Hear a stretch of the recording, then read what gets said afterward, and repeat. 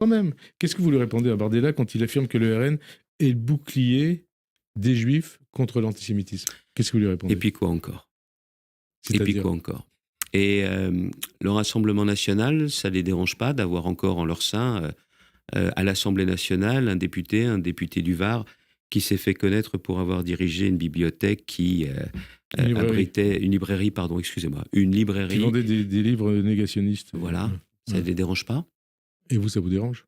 Oui. Hein? Oui, ça me dérange. Il aurait dû être Je voudrais aller exclu du jusqu'au bout. groupe. Ouais. J'étais en Israël la semaine dernière. Oui, mais on va en parler d'Israël. Je m'y suis rendu à l'invitation du consistoire et David Magenadom, parce que la région des Hauts-de-France a financé un scooter médical pour cette remarquable association.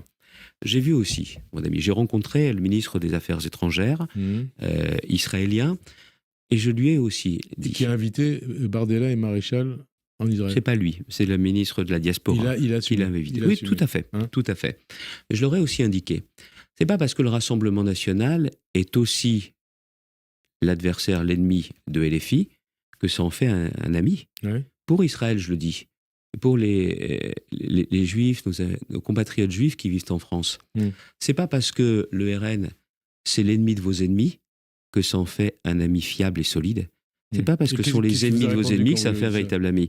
Je lui ai dit qu'il y a ceux qui sont amis depuis longtemps. Ouais. Je ne suis pas le seul, je fais partie de ceux, Manuel Valls, Bernard Cazeneuve, sont des amis d'Israël depuis tout le temps. C'est pour ça que ce soir, vous serez au gala de l'association des amis du Kibbutz Nir Oz. Oui, avec en plus, le Kibbutz Nir Oz, on précise pour nos éditeurs, c'est le Kibbutz de la famille Bibas. Hein. C'est qu'on s'est même habitué pendant... Des soutiens embarrassants pour Marine Le Pen. C'est l'international de ceux qui remettent en cause la justice. Et vous voyez, quand on souhaite être candidat à la présidence de la République, il y a plusieurs exigences.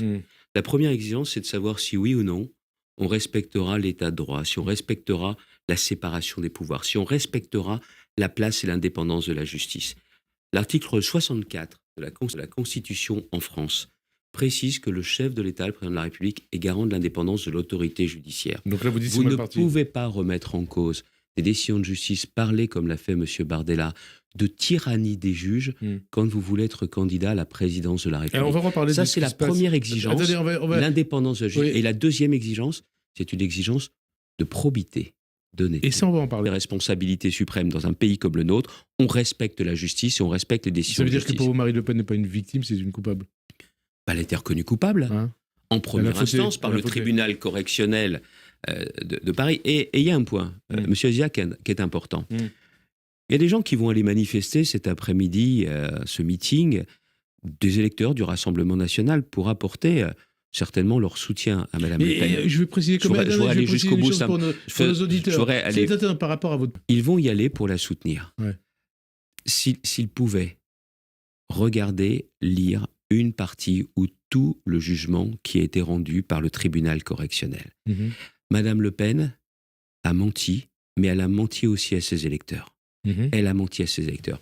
Quand elle est condamnée à 4 ans de prison, dont 2 ans de prison ferme en première instance, elle a formé appel, elle est donc à nouveau présumée innocente. Mais on s'en tient au premier jugement. Vous savez, j'entends beaucoup dire « Oh là là, la justice a été sévère ». Mais regardez ce qu'il y a dans le jugement.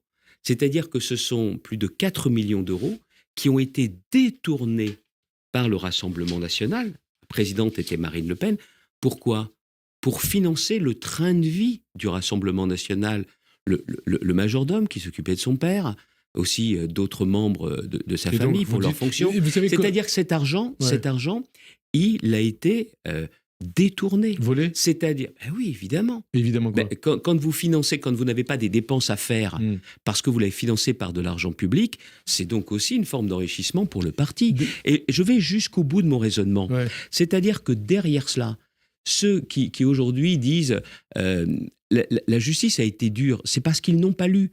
Et toute l'opération aujourd'hui de Madame Le Pen et des responsables du Rassemblement national, c'est de faire oublier la condamnation en première instance. C'est de faire oublier que ces faits sont extrêmement graves. Et que quand vous êtes candidat à la présidence de la République, l'exigence de probité, ça n'est pas une option. Elle s'impose à toutes et tous. Je vous l'ai dit tout à l'heure, candidat à la présidence de la République, c'est l'exigence de respect des institutions. Et l'autre exigence, c'est l'exigence de probité. Ça, pour moi, c'est quelque chose d'incontournable. Mais il y a un mensonge des dirigeants du Rassemblement national vis-à-vis de leurs électeurs. Ce qu'ils ont fait est grave. Ils ont fraudé, ils sont sanctionnés. Alors,